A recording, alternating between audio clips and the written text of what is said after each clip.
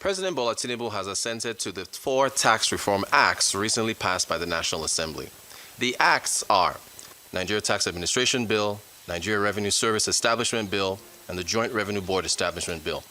In his address to reporters, the chairman of the Federal Inland Revenue Service, Zach Adediji, said the following: "It takes time for all the stakeholders, participants, operators, and the regulator to change the system. So, with the magnanimity of the National Assembly, Mr. President assented to the bills. So the effective date will be January the 1st of 2026.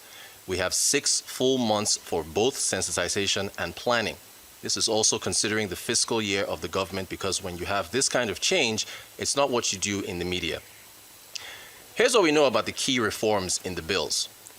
For the Nigeria Tax Act, it swaps multiple rules into a single tax code. It also eliminates smaller overlapping taxes. For reforms in the Tax Administration Act, common rules are now set for tax collection, and that's across federal, state, and local governments.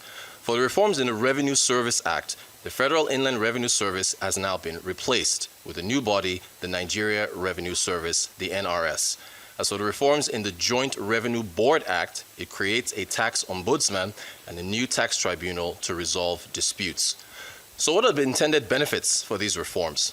It's supposed to be felt mostly by low-income earners. Those earning ₦1 million or less get 200,000 naira rent relief. There's a VAT exemption on food, healthcare, education, and rent. SMEs who earn below 50 million naira in turnover per year are exempted from company income tax. And for larger companies, the company income tax of 30% is supposed to be gradually reduced to 25% over a number of years. By making the tax code easier to digest, the Tinubu administration hopes it can increase tax compliance and raise the nation's tax-to-GDP ratio, currently just over 10%, to 18% by 2026.